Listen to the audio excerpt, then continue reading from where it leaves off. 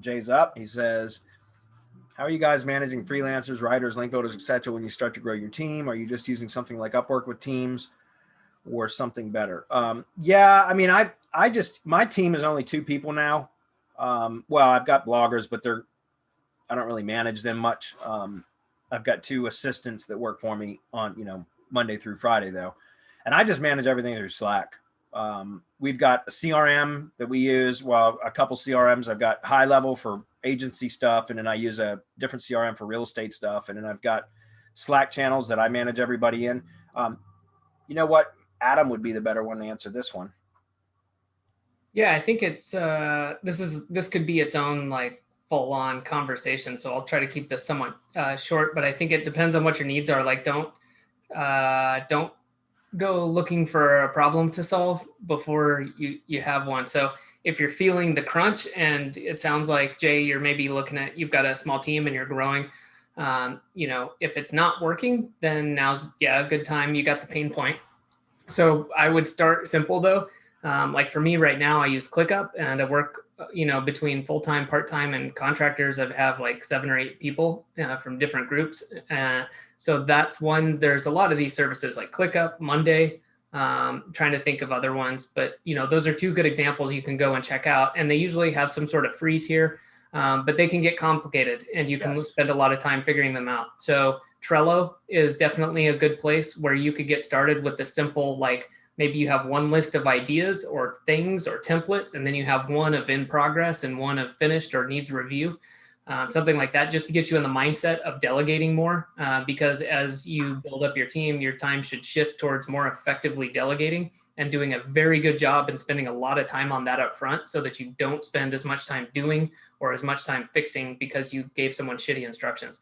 And I say that because I'm, growing pains myself, going from a couple people to more, shrinking, growing, seeing that again and again. So just make sure that you have an actual need for this. Don't do more than what you need, but be aware of what your options are. And stay simple rather than get complicated fast. That was a good answer. And I like what you prefaced everything with is don't look for a solution don't try to find a solution for a problem you don't have yet. I've tried Monday and ClickUp and some of those, and I quit because exactly what you said. There's so much stuff that you can do with those, and there's different ways that you can build them and all that. That you can go down a rabbit hole and get lost in just tweaking the platforms. And so, my point in trying to use them was to be more efficient. But then I found that it was taking so much time just learning how to use it and setting it up and all that kind of stuff, and working it in, creating workflows and all that what's working for me with a very lean team like I have is just something super simple, which is just Slack, and I have calendar notifications, and then we have tasks and stuff that my CRMs will automatically assign to, the appropriate, person for projects and things like that. And so I use just those tools which were things that we were already familiar with. I didn't see the need. After trying like Monday and ClickUp, I saw that it just was overkill for my lean operation. So, do what's easy and simple. If you're going to be growing a big team, you might need to look into something like that for sure. But just, keep it. I like what Adam said, is that you just be careful, because you could end up, in an effort, in the pursuit of trying to be more efficient, you could kill your productivity. Yeah, it's taken us a while. Like, I'm glad I went with ClickUp. I used Monday, I switched to ClickUp, and I'm glad I did, but it was a learning curve. There's a lot of time invested in that and figuring out how best to use it, so I can teach the team how best to use it. Now they're helping out too, but someone's got to figure it out to start with.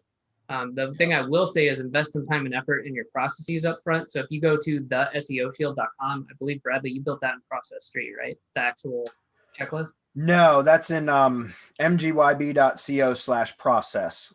If you go there, that you'll see, it's behind an opt-in wall now, guys. You got to submit your email to get to it. But if it's mgyb.co/process, and that was built in Process Street. Yes. Gotcha. Okay. Yeah. I had that mixed up. And so I would just say, if you're going to spend time somewhere, spend it on the process side. And that doesn't have to be paid service. Could be Google Docs, could be Trello with checklist.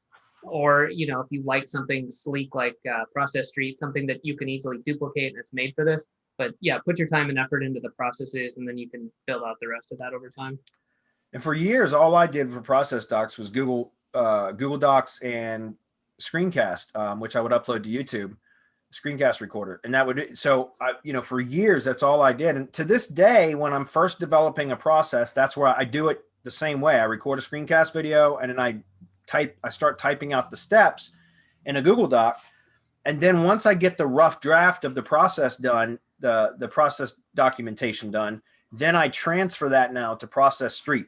And Process Street is paid. I think I only pay like $35 a month or something. So it's worth it to me, but it makes them much more polished, and you can create checklists and things like that from and embed videos directly into it. And, all kinds of really cool stuff that you can do with Process Street. But still to this day, when I'm first starting to develop a process document, I do it with just Google Docs and a screencast video. And until I get my first, the first draft of it done. And it works really, really well, guys. And for many years, that's all I did was Google Drive and YouTube. Well, screencasts that I would upload to YouTube, and that worked for years. So you don't need to overcomplicate that either. One thing I will, or two things rather, a little bit of shiny object, but check out Notion as well if you like putting stuff together yourself. That's a great one. It took me a while to realize the power there. I'm using that for marketing calendars and some other stuff too.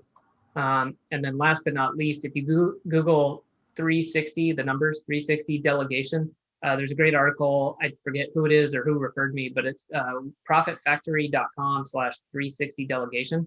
It's a fantastic article on why you should be delegating and doing the process stuff and where you should be spending your time. And, kind of directed my attention towards, I really do need to be putting more up time. For example, the vision of a project, this isn't for a tiny little task, but for maybe a project, like, what do I want? What does it look like? Why are we doing this? And sharing a little bit with the team. So it's not just, hey, go build this. And this doesn't have to be some complex process, but sharing with the team so they understand a little bit of the bigger picture, because anyone who's involved in this type of stuff probably would like and benefit from a little bit of it. And then the resources, like what resources do they need? Do you already have LastPass or whatever? Are you sharing all the passwords? Do you need to record anything? Do they need software? Like running through this checklist and then going, and what's the definition of done? Do you have screenshots of what a good done project or task is? Do you have an example? Do you have something they can compare it to? Is there a schedule? And anyways, going through this and saying, oh, wow, for myself, it was like, I got to spend more time up front so that I spend less time getting involved in it down the road when it's I just told them to get started and left out 20% of what they needed. Yeah. And I mean, it sucks because, a lot of the times it's so much easier just to do complete a task on your own than it is because it's like, this is only going to take me 20 minutes. And if I got to create a process documentation, it's going to take me 3 hours, if to do this 20-minute task, I'll just do the damn task. But the problem with that is then the next time that task has to be done, guess who does it again?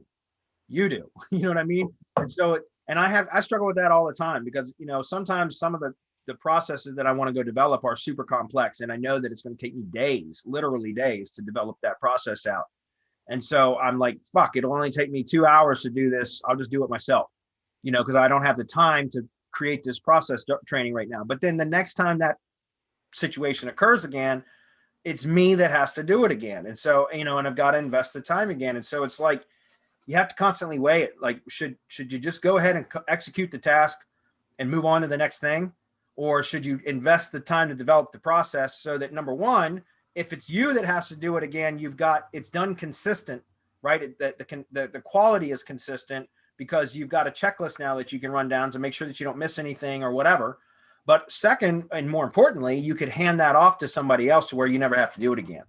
And so to me, even the really complex tasks that require sometimes multiple levels of process docs, I try to at least start working on those, like plugging away at them a little bit at a time, where I might, more complex tasks, I might say, okay, look, I'm going to spend 30 minutes a day or an hour a day over the next, 2 weeks developing this process training. That way I don't feel like it has to be done today, but at the same time, I'm making progress on it a little bit at a time, if that makes sense. So, yeah, very true.